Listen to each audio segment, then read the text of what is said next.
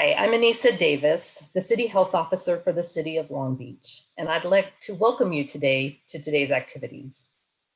Mental health is so important, especially during the COVID pandemic, which is causing unprecedented loss and grief, as well as social, financial, and educational disruptions. These times of upheaval and uncertainty are having an effect on everybody's mental well-being. It's causing more anxiety and depression for both young and older. As many as half of Black and Latinx people over the age of 18 report symptoms of anxiety and depression during this time. The economic hardship of job or income loss, the threat of illness or death puts you under a lot of stress and puts stress on your relationships with your loved ones and friends. It's been particularly difficult for those on the front lines, essential workers who work with those who are ill or who are unable to work from home. But I don't think anyone right now is being untouched by the mental effects of this pandemic. But even before the pandemic, mental health is something that's really important to your overall well-being. And just like it's important to do things to keep our bodies physically healthy, it's also important to do things to promote our mental well-being as well. And some of those things have been really difficult to maintain during the pandemic, such as getting enough sleep and getting regular exercise. And just like we would go to the doctor for regular physical checkups, or go if something's wrong with us, such as shoulder pain or chest pain, it's also important to reach out to mental health professionals to do a check-in for our mental well-being as well. And it's really important to address our anxiety, worry, problem sleeping, substance overuse, feelings of isolation or grief that you may be experiencing right now. I encourage everyone who's having difficulties right now in this pandemic that it's expected. However, you don't need to go it alone. There is help, and I encourage everyone to reach out for help. Thank you. Welcome to all of you to this panel on the importance of mental health during this COVID time. My name is Kelly Colopy, and I'm the Director of Health and Human Services for the City of Long Beach. I'd like to thank you all for being here and for being open and willing to engage in this conversation and to help share and focus in the future with our community the importance of mental health. So we're really moving forward in a mental health campaign, and we're doing this to create a safe space to understand the process of reaching out for mental health supports. We know a lot of people are experiencing mental health challenges, and there's a network of support in our city to be able to support you and to support your family and other community members. We want to talk a little bit, we know that COVID has really impacted many of our communities in different ways, and that all of us are facing some type of challenge. But we thought it was important to really mention a few groups who are particularly vulnerable when it comes to experiencing mental health concerns. There's been a disproportionate impact of mental health toll on our older adults, women, and people of color during this COVID pandemic. Older adults have been greatly impacted as they've been asked to stay home and to remain home to avoid exposure. This has led to feelings of isolation, fear, and just a general feeling of being overwhelmed with all the changes and technology challenges impacting their lives. For women, many have had to leave the workforce or to work to meet increased responsibilities to support their children's education and caregiving while working from home. This is leading to increases in stress and anxiety. People of color have continuously faced injustices on countless fronts as they navigate through mistrust, access, and availability of culturally affirming services to uplift their mental well-being. COVID has only exacerbated the situation. We know that there has been grief and loss through all of our communities. There's so many people who have lost family members, friends, neighbors, people that they work with. And it's been very difficult to celebrate the lives of and to remember all of those lives because we know that funerals and burials and all of the other things that bring people together in celebration have had to change. And so everybody's had to work around that as well. We know that mental health is a public health crisis. So within the public health crisis of this COVID pandemic, we are also experiencing a mental health crisis as they're so connected. So we want to make sure that everybody knows that, not just during COVID, but beyond everything that we're doing, that this department, the Long Beach Department of Health and Human Services, is committed to mental health. Over the past 5 years, by integrating mental health supports into our services and sharing mental health supports on our website. These community conversations are just the next step in helping everyone across our city understand the importance of mental health and feel comfortable reaching out for the supports they need. So thank you all for being here. We look forward to working with you, and we'll look forward to hearing from our panel.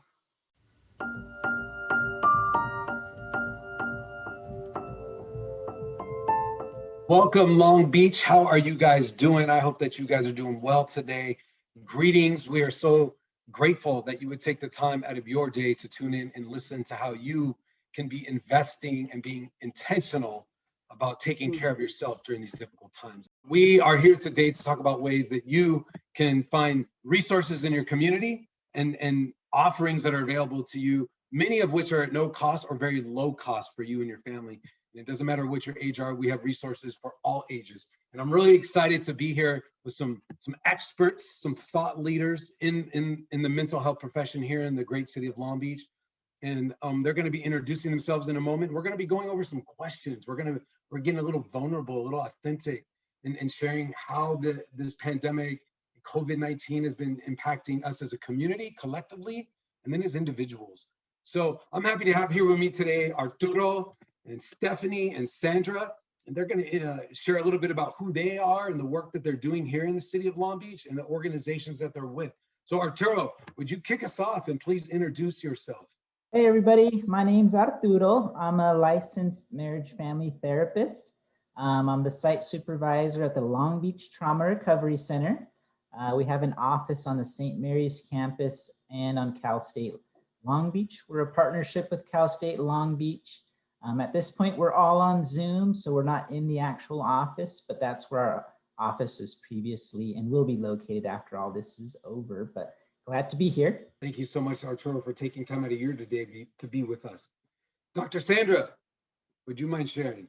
Hi, I'm Dr. Sandra Hardy. I'm a clinical psychologist and marriage and family therapist. I grew up in Long Beach, so I know a lot about Long Beach. I come from a large family. I have a small practice in the Bixby Knolls area, and doing some work specifically with African American family, providing some free mental health services. And most importantly, I'm just glad to be here and see how we can help make each other the best we can possibly be. Thank you so much, Dr. Sandra, for being with us. Welcome. Stephanie, would you please share who you are with? Hi, everybody. My name is Stephanie Kamelik. I'm a licensed clinical social worker with the City of Long Beach in our health department, and I am the Strengthening Families Program Manager. So I oversee our family preservation program, where we work with families and children. And also I oversee our Fundamentals of Fatherhood program, where we, of course, work with fathers and their families. Super excited to be here today. Thank you for joining us. So before we get into some of the questions that we want to share with the community, we want to ask you guys kind of a personal question, and we're grateful that you would be vulnerable with us. So the question is, describing your own personal challenges in these last 10 months and how you have coped with those challenges, right? No one is exempt, right? We've all been touched, some more than others, but we've all been touched by this pandemic and by COVID-19. And I think although, yes, you have the credentials and yes, you're professionals in the field, you're also human, right? And you lead lives and you have families, and you too can be impacted. So if you guys would share a bit about how these last 10 months have been for you and how you've been coping. And Arturo, I'll turn to you to start us off. Thanks, David. Yeah, I mean, obviously the pandemic, nobody expected it. So I think there's just, in general, a lot of unknown. We thought maybe it would be short, then it kind of got longer, things got worse, things got better, then they got worse again. So I think there's a lot of sort of uncertainty, just a lot of needing to kind of retool, having to get everything to be online to provide and transition all of our services. To be completely, driven through sort of video conference was sort of like an extra load to just work that we normally do. And then at that point, just personally, like I have a 1-year-old, so he was in daycare. So right when the pandemic came out, it's like, do we leave him in daycare? Do we bring him home? So we brought him home for about a month or two, just trying to figure out and, get our feet on the ground of what's going on. And so I kind of had to juggle multiple things at once, right? It's like I have my regular job, then I have added sort of responsibilities to try to put all our services on Zoom or video conference. And then I'm trying to do that while trying to watch a 1-year-old at the same time. So it was just overwhelming. I couldn't really sort of focus on doing my job well. I couldn't really focus on being a good dad.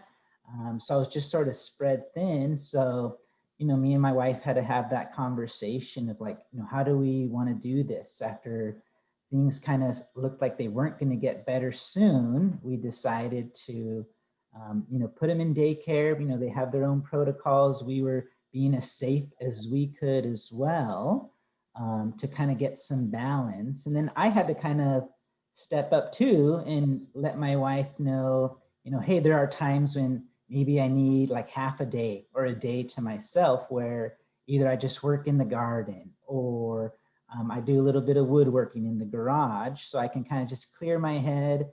We're all at home at the same time, so it can be a lot, and it's something that we're kind of not used to.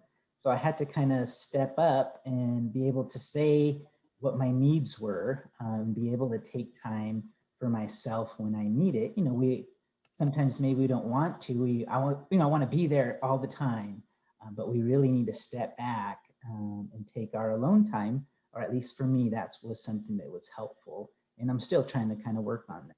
Thank you so much, Arturo, for sharing that. And I'm sure that was very challenging for you, but it sounds like you're doing the best you can and that you're making a way. You're resilient. Yeah. Stephanie, would you mind sharing? Yeah, so at the beginning of the pandemic, the first thing in my life that got out of whack was sleeping. And that's a common sign for me that something is going on. When I have trouble sleeping, I know I got to look at my life and figure out what's happening. And I think it was just to Arturo's point, all the unknowns. It was very scary. And we just didn't know enough about anything. And so feeling out of control, feeling like I didn't know what was going on, feeling like not a lot of people knew what was going on, feeling very uneasy. I was having a lot of trouble sleeping.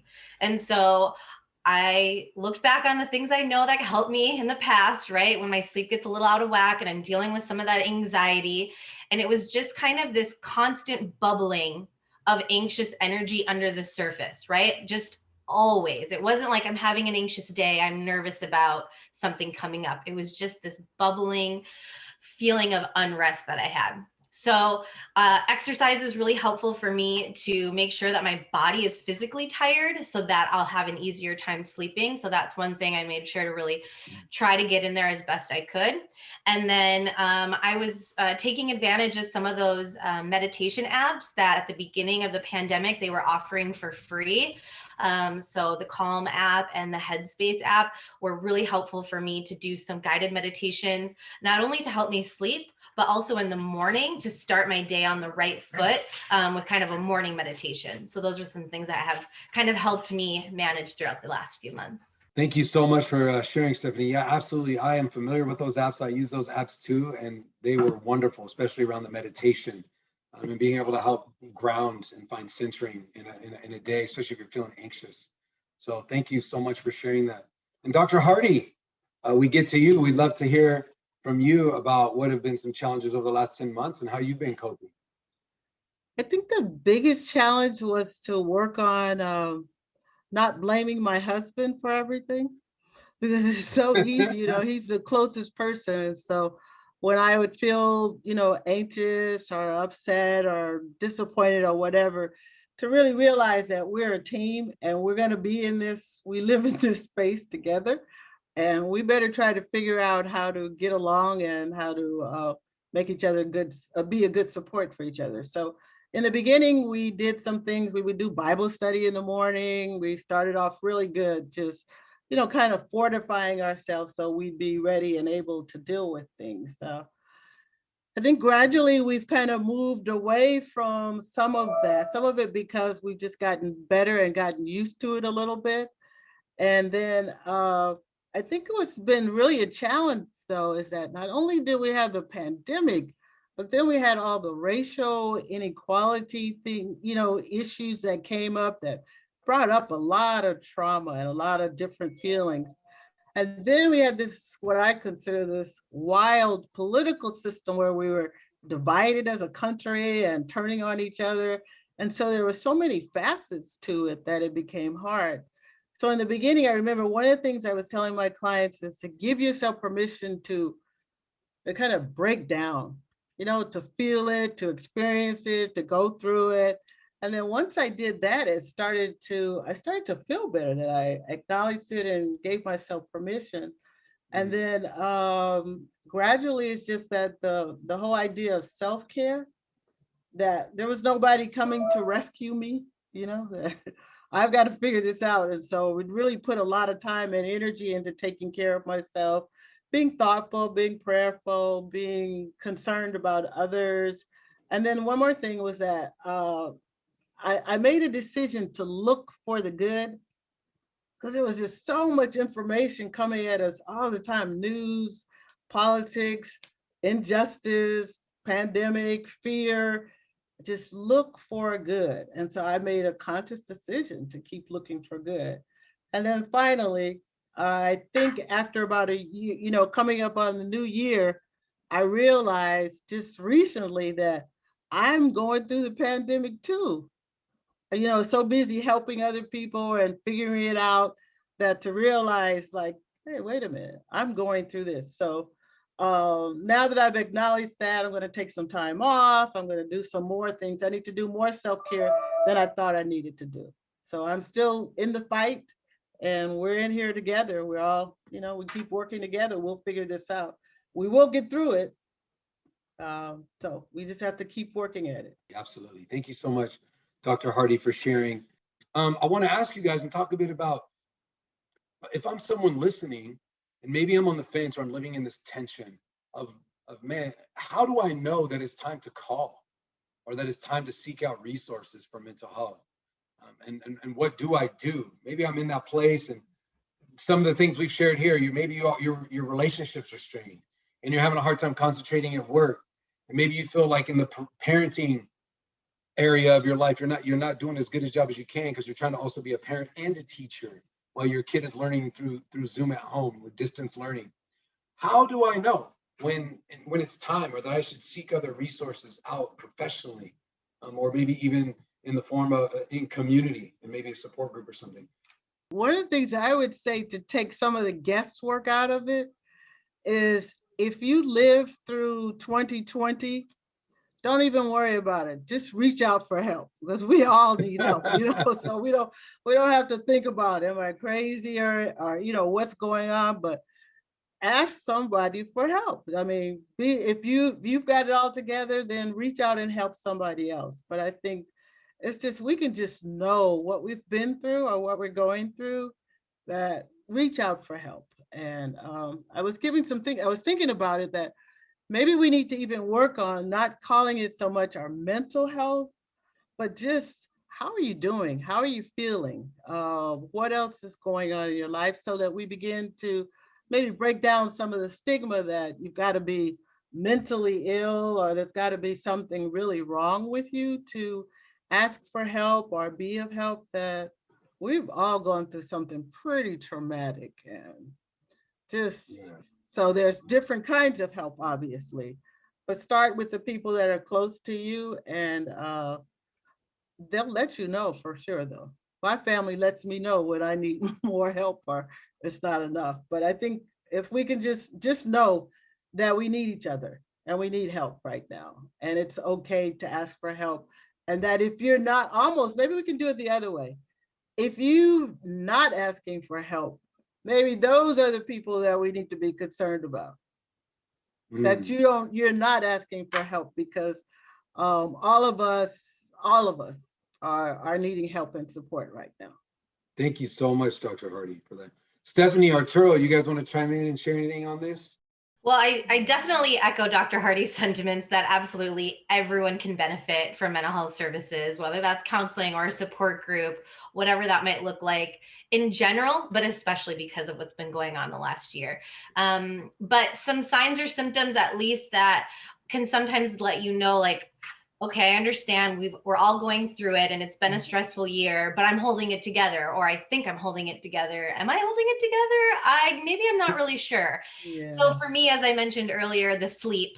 So any interruption in your normal sleep pattern might be a sign that there's something more going on. Eating, whether that's eating too much or eating less than you normally would. And I know we're all, home, so we're maybe eating more just because the food is readily available. But if it's something that you feel like you're going to cope or to zone out, that might be something. And then to Dr. Hardy's point, stating that there's people in her life that will let her know, hey, I can tell something's going on with you. Let's get this figured out. Not all of us maybe have as in tune supports in our life, but it's okay to ask those people. They might not feel comfortable or might not be as hyper aware to say something to you. But if you can ask the people that you really trust, I'm feeling really off. Is it just I'm having a bad couple of days, or is this normal? Or do you think maybe there's something more going on, or should I get more help? And then they might go, yes, I've been meaning to tell you, but I was worried how you'd react. And I just really think that you could be feeling a lot better than how you're feeling right now. And you deserve to feel better than you feel right now. And there is support out there to help you with that, and take advantage of it. So pay attention to your normal patterns, any change in those patterns, and then ask the people that you trust. What do they think? Yeah, good word. Reach out, right? Reach out. Don't be afraid. I like to say, that we suffer in isolation and we begin to find healing in community, right? And it's really important that we press in and lean into that community. So I'm grateful to hear Dr. Hardy and Stephanie, you both say. Arturo, I'm going to switch it up on you. I got a question. Working at the LBTRC, I want to give a shout out. You guys do great work. Maybe there's people listening and they're saying, I have talked to some friends and they said that maybe I could use a little help. Maybe I do need a little help, but I'm not so sure about therapy. I don't know that I want the one-on-one model. Or what are some alternatives for people who are not interested in therapy right now, but they know they need something? Sure. Yeah, I think there's a lot of things that are helpful in healing. As therapists, as psychologists, we don't hold the only key or the only path to healing. So, as you mentioned, there's lots of apps, things like meditation, mindfulness is really helpful. So that kind of really helps people just kind of find an even keel, reduce some of their sort of ongoing stress. There are a lot of sort of groups that you can attend. A lot of them obviously are on Zoom at this point. So if you can kind of, sometimes they're drop-in groups, sometimes maybe it's for 6 or 12 weeks, depending on the issues that you're dealing with. You can attend groups. There are hotlines, warm lines that you can call. Hotlines are usually for crisis situations. Warm lines are maybe not as like an emergency situation. So there are definitely other things. There's books that we can read. We can do things like exercise and self-care. People just kind of like to really do art, they paint, focusing, giving yourself something, filling your own cup in some way is, really helpful. So there are other alternatives I've heard too and have seen. There are sort of online support groups that are, sort of completely confidential that you can join and talk about certain things, and people don't know, your real name. So there are sort of different ways to access all kinds of help. Absolutely. Thank you so much for sharing that. And if you're listening, I think it just starts with one small step. Yeah. Right? I think sometimes we can feel overwhelmed by this whole idea of 9 weeks or 10 weeks or 9 sessions. And if you're in that place, I think it's like anything in life, when we want to create a healthy habit or create something in our life that's meaningful, it's taking that small first step to doing it. So it could be calling the warm line, right? It could be downloading the app. maybe it sits on your phone for a week, right? Before you actually open it up and create a profile. But the point is you're moving in an intentional direction towards seeking out support and finding help. And I want to remind our listeners that I know we're sharing a lot, but there definitely will be links to some resources here in the city of Long Beach for mental health resources and everything we're talking about. So those will be ready available to you as residents. I want to move to this next question. And Arturo, you touched on it a little bit, but what are some of the barriers, I think, to getting therapy, right? We know even culturally, and sometimes there's these things in our lives that create barriers to accessing services. And then what would that first step look like for someone who says, yeah, I like what you're saying right now, guys, and I'm in, I want to do it, but I got a barrier and I don't know what that first step is. Can you guys paint a picture for them? I think a huge barrier for many is cost. Therapy itself is just labor intensive. If we think about sort of just how it functions, it's a person who's been trained and educated in a certain way, and that takes a lot of time and energy, but it's only one person. And then we see, it's a one-on-one thing. So it's very labor intensive, can be very expensive. And so I think that is a huge barrier to a lot of people. The cost, sometimes it can be anywhere from 60 to 150, upwards to 250, 300 an hour. So that can be a barrier for a lot of people, especially people of color, people in lower socioeconomic circumstances. But it sounds like, Arturo, I know for sure with Dr. Hardy here and having you here from the LBTRC that we already got 2 resources right here for people in our community that if they want to access pretty much low to no cost mental health services, they can do it both through your agencies. Yeah, so Long Beach Trauma Recovery Center, our services are completely free. The only requirement is that you've experienced, you've been the victim of a crime, or you've experienced a traumatic incident in your life. So our services are 100% completely free. The way you get in touch with us is either through our website. I would just Google search Long Beach Trauma Recovery Center. And so that's one way. We have a schedule a consultation button on there, or you can give us a phone call and we can get you set up with your first appointment, which is a consultation to kind of make sure that you're the best fit, that we can provide you what you're looking for. It's about a 30-minute appointment, and our number's 562-985-1366. So our services are completely free. We have a wait list. It's maybe about 2 or 3 weeks long, which is not very long at all. And so we're ready and just willing to help anybody who wants to reach out. Thank you so much, Arturo, for that great resource. And Dr. Hardy, you having your own private practice, Arturo is part of an organization. Maybe you can share with our listeners, hey, I'm interested in therapy with an individual therapist. What does that first step look like? And what is a typical first appointment look like for a new client? Well, in my private practice, I work primarily with people who have insurance. Okay. And so one of the first ways that someone can access therapy is to maybe call their insurance and, tell them what they're looking for. And sometimes people don't know. You can say specifically, I'm looking for a therapist who's African-American, who's Asian, you can ask, I'm looking for a Christian therapist, I'm looking for A, B, or C, and don't be afraid to at least ask. We have not because we ask not sometimes. So at least ask for what you're looking for and see if they can provide it. Secondly, through the CARES Act in the city of Long Beach, we're providing free mental health services with, and there's no cost. The particular program that I'm a part of, it goes through the end of April. So that would be important to give us a call. You can call me at the Center for Best Living, and my number is area code 562-673-8817.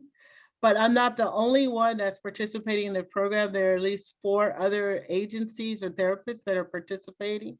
So we're trying to provide services that are free of charge, at least through the end of April. And perhaps as we look at doing this, this has been an opportunity for us to restructure a lot.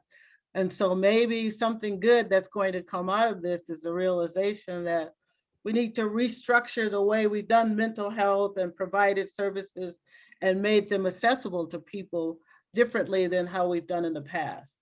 But we do teletherapy. One of the things I found that teletherapy is helpful, and a lot of people are more inclined, actually, you can do it anonymously. You're at home. You don't have to worry about getting in the car, finding a babysitter. You can call up and, set up an appointment at the right time and be able to see someone. Let me think what else. An intake, a usual intake. We don't spend, maybe an intake may take and not even an hour. It just depends on what the issues are. So I like to spend most of my time getting to know the person that I'm working with. And so we do our intake in a more informal way where I'm getting information, but we're getting to know each other. And so the Center for Best Living focuses on trying to help you just live your best life. And we try to make it have as few barriers as possible. So when you walk in our door, whenever we come back to seeing people face to face, or when you call, our goal is to try to make you feel as comfortable as possible. And regardless of who you are, where you come from, that everybody is treated as if you're royalty. When you walk in, when you're with us, we treat you like we treat family. So hopefully well, thank you so much, Dr. Hardy, for that information. I just wanted to add that for folks in Long Beach that are not insured and not sure if you qualify, the City of Long Beach Department of Health and Human Services does have an office that can assess to see if you qualify for Medi-Cal or another type of health insurance, where then you could have more access to mental health services. And so you can call 562-570-7979 and do an assessment over the phone. And even if you've tried that before and you didn't qualify, my understanding is that some of the income thresholds have been increased to make sure that more people can be covered. So it doesn't hurt to call again and see if you may now qualify to get coverage through that insurance. Thank you. Wonderful piece of information, Stephanie. Thank you so much for sharing that for those listening. We got a lot of parents, I'm hoping, listening. Arturo, you already said you're a dad. I am a dad. I have a 7-year-old son at home. I don't know if Dr. Hardy or Stephanie are parents, but how can kids who want support get help, right? There's a lot of kids, maybe elementary school, middle school, high school, maybe even preschoolers. How can they get support? How can they get help? And what are some of the concerns around ability to consent, right? I'm a minor. Maybe I want to get the services, but my mom or dad aren't letting me. I don't know who's listening, but we want to make sure we address these things. Who would like to share a bit about that? Maybe Stephanie or Arturo, would you like to speak to that? Sure. Yes, so there is, at the Long Beach Trauma Recovery Center, we have some project sites or sort of like satellite offices. So we do work with high schools in the Long Beach area. So we have a therapist who in the past would be there on campus for a day a week. And so we work with Milliken, we work with Jordan High School. We also work with Jackie Robinson Academy. In other schools, we're trying to get some other schools on, to help out. So we take clients from there, kids that are referred by their school counselor. So if kids are wanting to seek help, one sort of starting point is their school counselor, their school psychologist that they can speak to. And then there is, it's a little bit complicated, but if somebody who's older than 12 wants to seek services, and either their parents don't want them to, or some other reason, there's some barriers for them, they can consent for themselves to receive treatment. There is a little bit more of assessment that needs to happen, kind of what exactly is going on. Are they in danger? But it is possible for a child who is 12 and above to consent for their own services if it's deemed necessary. So that's a good thing.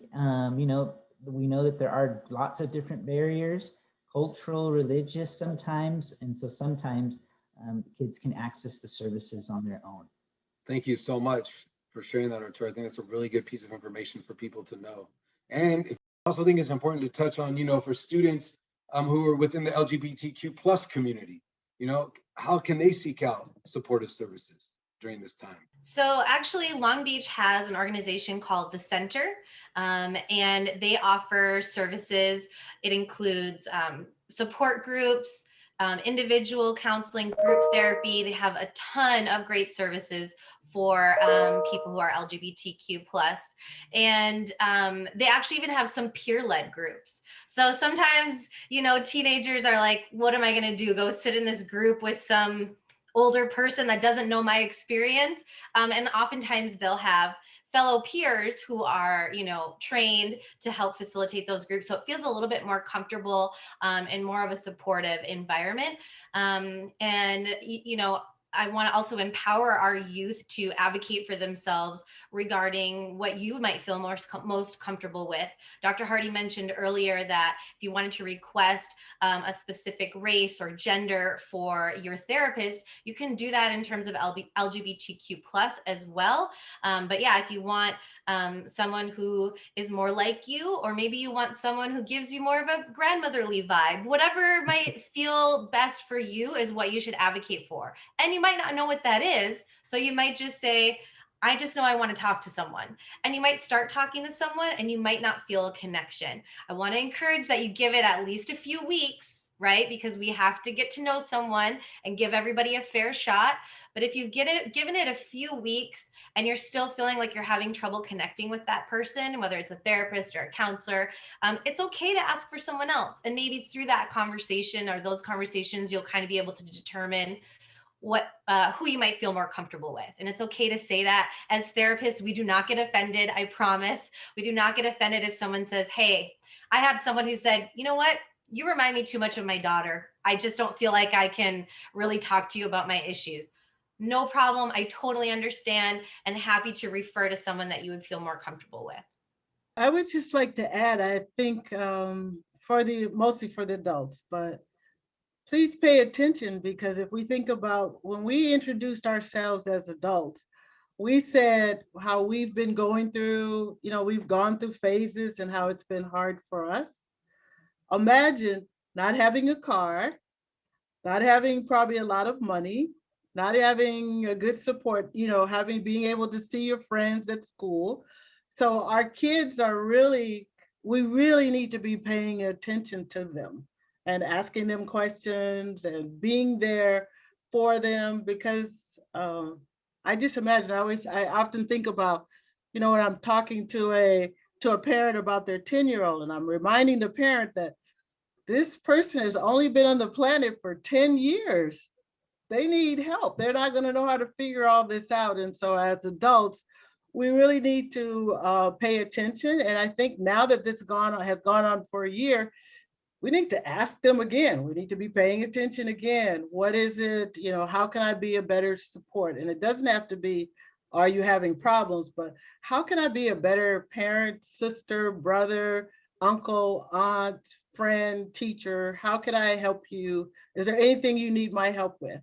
And then also, I think it's important to ask kids. Sometimes they can help us. Help me out. I'm trying to figure something out, or I'm struggling. What's your thoughts about this? So I just wanted to put that plug in there that we really need to be paying attention to what our kids are going through and how hard this might be for them. Another thing I thought about, I'm not going to keep going, but I thought about this morning, that where kids used to they used to be able to use their video systems for fun and to get away from parents. Now these video systems are used for school. And so they're probably tired. It's like something they used to be able to escape to and use. Now it's being turned into something you have to use for education, and you're on it all day. So I don't know, being creative and paying attention and letting them know how important they are is really, really critical right now. Absolutely, absolutely. Thank you, Dr. Hardy. Yeah, it's okay not to be okay, right? And you know, there's talk now with potentially schools reopening up and going back, and that can add added stress and anxiety and exacerbate it. And I think it's important to have those conversations. What do you need to feel supported if you do go back to school? I was talking to my son this morning, and he told me, you know, Dad, I'm kind of scared to go back to school. Like, I don't know if I want to go back to school. So we had to have that conversation and unpack that. And I'll be honest and say I didn't have all the answers. And I was willing to say, you know, let me get back to you on that. I don't know, son. And I think it's okay as parents to say we don't know, right? And that's why there's professionals like you who we can reach out to help, you know, find some of these answers and to get the support we need as parents who are raising, as you described, Dr. Hardy, these 10-year-olds who've only been on planet Earth for 10 years. So, because here we are, been on planet Earth for, you know, 30, 40, 50 years, and we're still trying to figure it out. So I think that's really, really sound feedback. Thank you.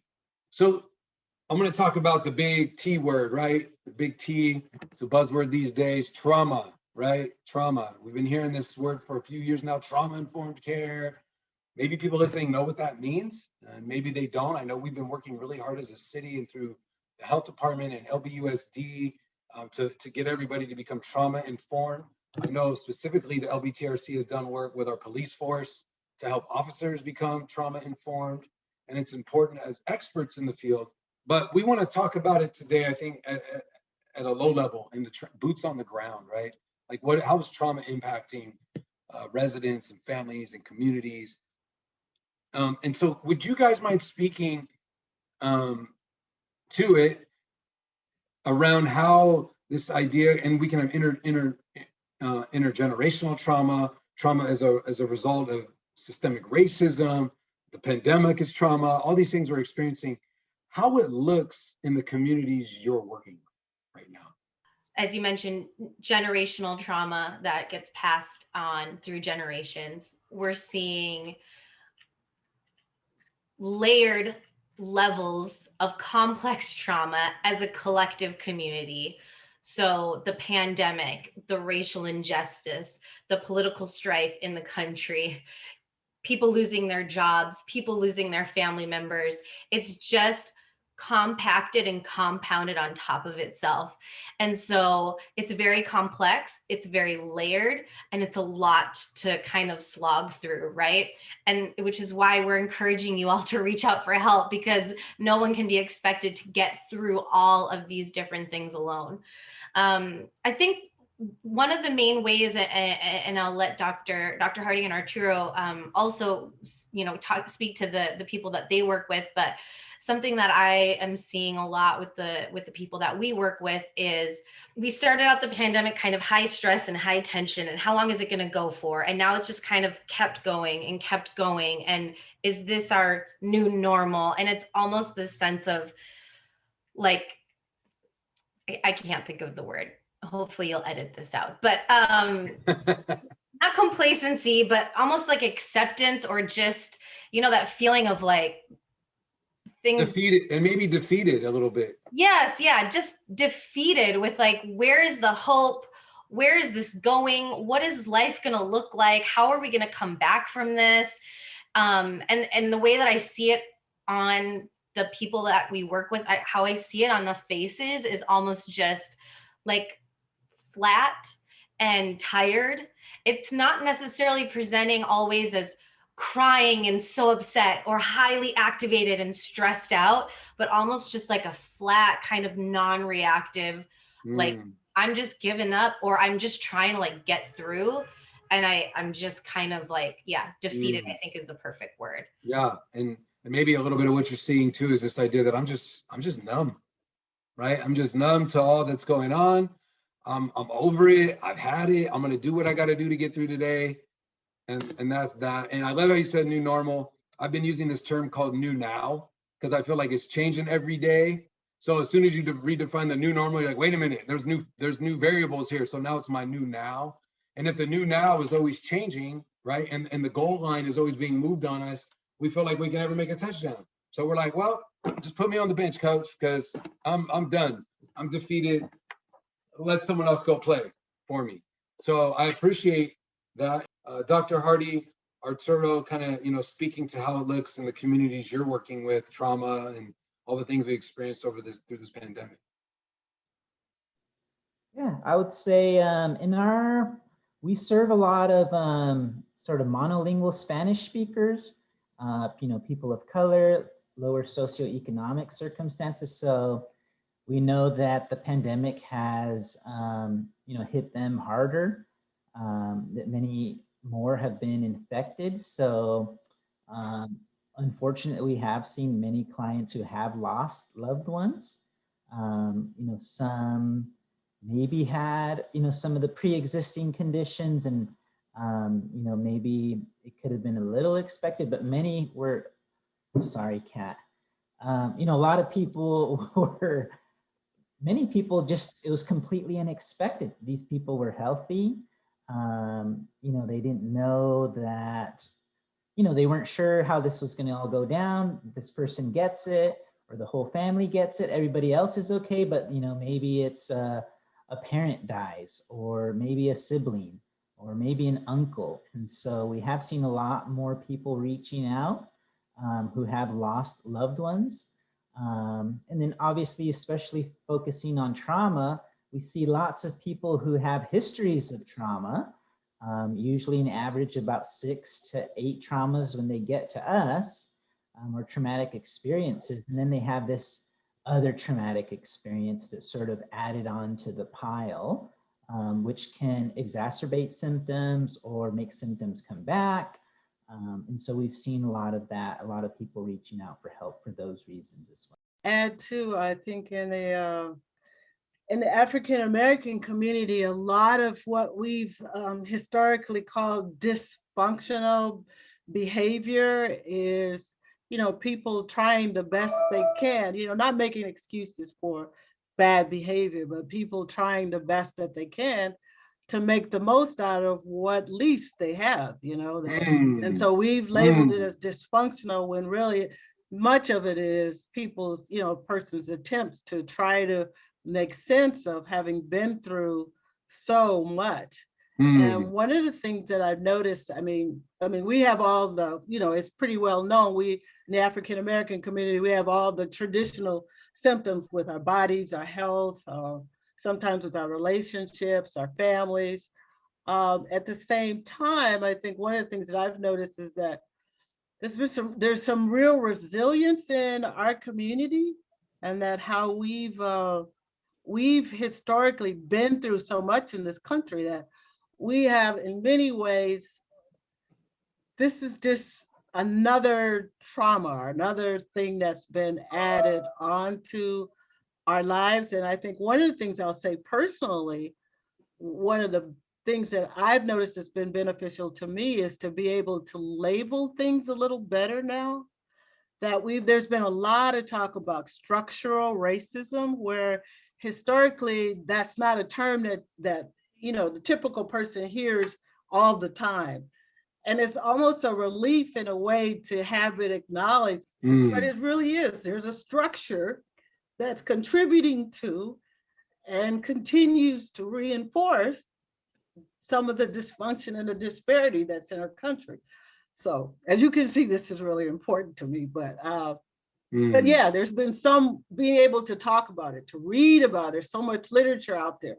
You're seeing an emphasis on African-American performers and art and culture, and you're seeing we're being given the freedom to express more. And so in some ways, it's opened some doors that have been closed. So there's this interesting kind of dichotomy, but we're talking about it more. And I think that's really, really important. As you can see, it's just below the surface a lot of time for many people and for us. And then when, as like Arturo and Stephanie were talking about, the different layers of trauma.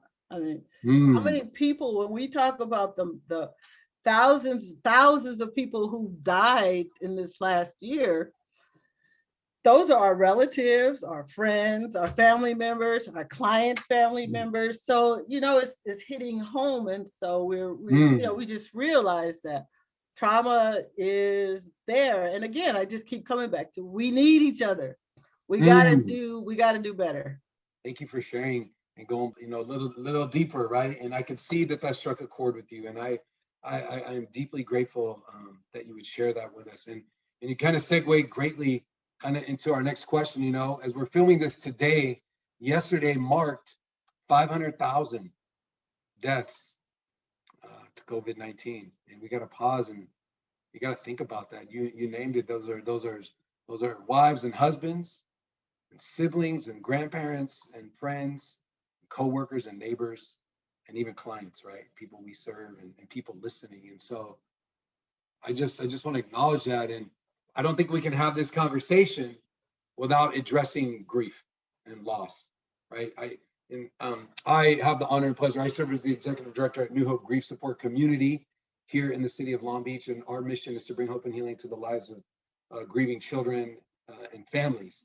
And so we've seen a huge influx in calls and emails coming in, and so I want to talk to you guys too, because you guys are co-laborers, right, in the field, and you guys are working with a lot of people. And so how is COVID impacting the grief and loss in our communities and communities you're working with, the people you're seeing in the lives that you're touching?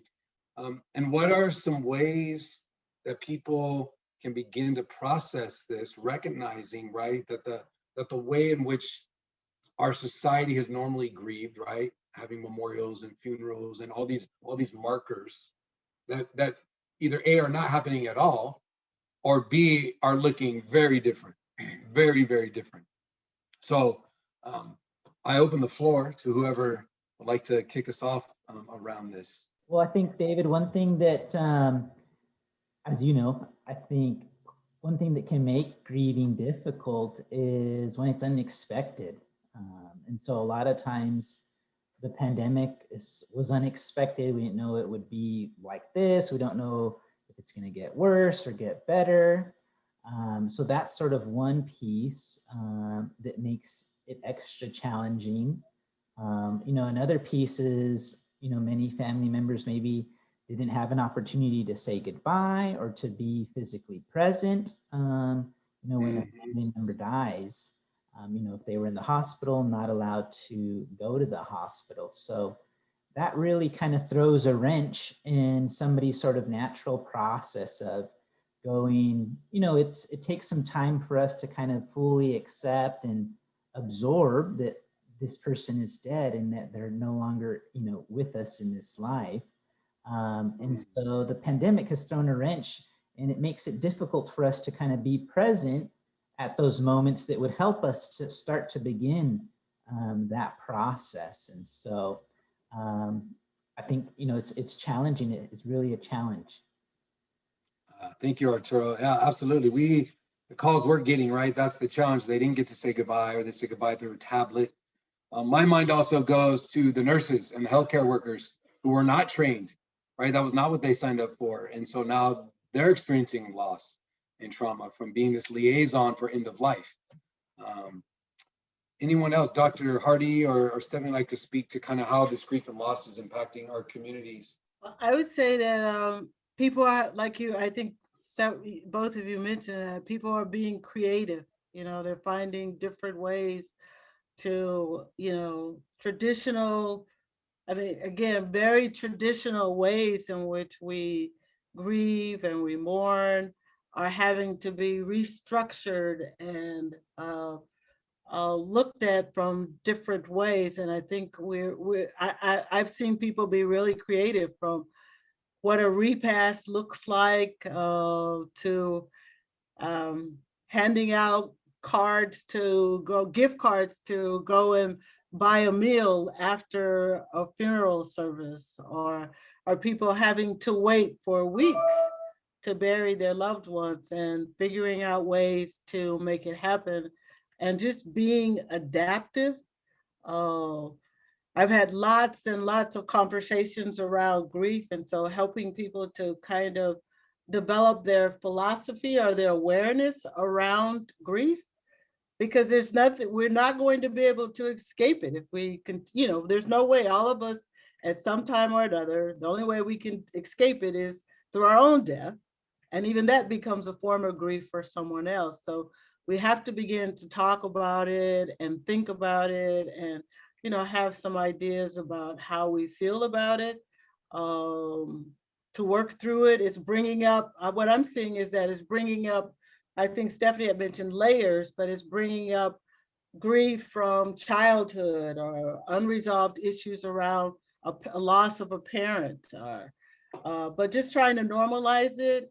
And I have to say, I'm one of those people who are referring people to your agency, David, because it's better. I've come to understand it better. Like you said, we heal in community. That one of the things I've realized is that if we personalize it and only make it personal, it can become overwhelming. But when we share it and when we're part of something, we begin to see the universality of grief, and we can do it together. And it's done a lot better, even though that's scary for a lot of people. It's a lot better when it's done in community. Absolutely. Absolutely. Thank you for sharing that. Yeah. And I'll just share a couple things in grief. We say here at New Hope is, number one, you're not going crazy, right? Yeah. Number two, everything you're feeling is normal in grief. It's a normal grief response. And third, I think everyone, if we could all do a better job of this, is giving people permission to grieve. Yeah. Right. It's not like, hey, take 3 days off work. And in this case, don't go bury your loved one and then come on back. Yeah. So it's giving people permission in the space to be able to grieve in a way that they need to, because everyone's grief journey is different. It's as unique as a thumbprint, right? No two people are going to grieve the same. So I appreciate that, Dr. Hart. Stephanie, would you like to add something? Yeah, and I know we're already over time. So I just wanted to quickly add that to your point, we all need to be allowed to grieve in our own way. That yes, we all collectively experience grief in one way or another. It's unavoidable throughout our lifetime, but that we are all going to experience it differently, act differently, think about it differently, and feel differently. And again, it's all okay. I also want to point out that grief isn't necessarily just related to death, right? We can also grieve the loss of the sense of security that we may have experienced over the last year, that we can grieve, the loss of a job or a relationship, or any major loss in life doesn't have to just be the loss of a loved one to death, but it can be moving and not being able to see our family that we typically get to see because of traveling, or because they're elderly and compromised and it's not safe for us to see them. We can grieve the loss of that interaction. So I just want to also normalize that grief can encompass a wide range of things, and that if you're feeling that sense of discomfort or loss or whatever, however that presents with you, that again, it's okay to access help and support for that. Thank you so much, Stephanie, for addressing that and sharing. That's so important, so important. You guys have been amazing. We're gonna kind of be closing out our time, but I think where I want to end in this is, we've talked about trauma, we've talked about grief, we talked about, identifying a support system, identifying therapists and accessing services, some at no cost, free, and some to low and minimal cost, and things you need to do and steps you can take. But I want to talk and have you guys close out. Each of you, if we share a bit just about resiliency, right? This idea of being resilient, and everything we've talked about today, for the most part, feeds into that idea of resiliency and self-care and wellness and well-being. But if each of you would just, take a moment to drop some gems and leave us with some nuggets around resiliency, we'd appreciate that. So, Dr. Hardy, why don't you kick us off with that? I would just say that we've been through hard times before. I mean, in this country, in the world, we're living through this phase right now, and it feels like the worst possible thing that we could go through, and we are going through a hard time. But we are a resilient people. We are stronger than we think we are. We are weak at times, but that doesn't mean that we can't find our way. We know how to I remember something my mother would say, you know how to make a way out of no way, okay? So we take a little and we can find our way, and we will find our way through. We have more than we need.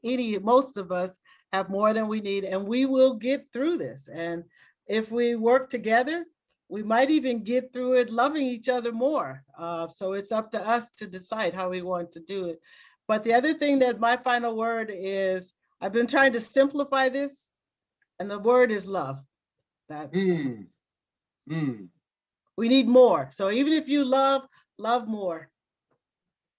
Thank you so much, Dr. Hardy. Yeah. More love. Stephanie, why don't you please share with us a bit about resiliency? Yeah, absolutely. I think if you're watching this here today, that means you made it through the last year. You survived. And so you are resilient. That means that you have the ability to go through something that we have not experienced for many, many, many years, something that we collectively are going through as the world, right? It's not even just the United States. Worldwide, we've all been experiencing this collective trauma, and we're getting through it. And it's not easy, and it might still get harder, but we're getting through it. And I just want everyone who's watching this to know that you are cared about. I don't know you, but I care about you because you are human. And everyone in this room, I know, will agree with me. And we do this work because we care, and we want people to feel good, to feel better. Everybody deserves to feel good, to be happy, whatever that means for you. And that's what we're here to do. And you deserve it. Thank you so much, Stephanie. Well said. And Arturo? All right. So resiliency, I think also what's important about, we hear that word often sometimes. And sometimes we can think that resiliency is inherent, or somebody is resilient and somebody isn't. But resiliency is something that we're taught and that we learn. So it's important, to kind of know that we can always improve on resiliency, always improve our coping skills if we're given, sort of the right resources. And I think it's important to kind of just know that, we can get through this together, and that the things that we do, sometimes people are really critical. We can be our worst critic about maybe choices that we made in a certain circumstance. But usually, the choices we made is the best decision that we could come up with at the time, and our circumstances that we're sort of surrounded by. So I think if we felt like we made a wrong decision, to really look and see that maybe that was the best decision for us at the time.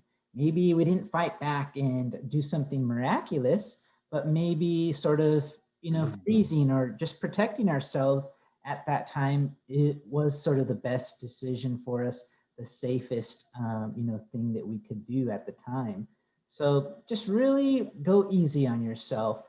Know that everybody wants to, do the best for themselves, and we all try. And so just really looking for the positive, not critiquing yourself and decisions you made. So we can critique ourselves to death sometimes. So. Dr. Hardy, Arturo, you guys have been amazing. We're so grateful that you guys took the time to be with us here today and to share not only your own personal struggles and journey through this pandemic, but also sharing your wisdom and your knowledge and your experience and your expertise with our city and residents here in Long Beach and beyond, I'm sure, who will be listening. And so, yeah, I love it. Arturo, give yourself grace.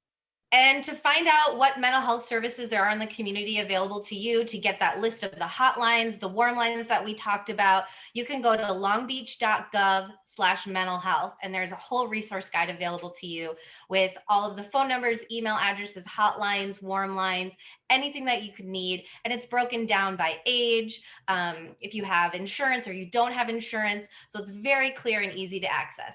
longbeach.gov/mental health.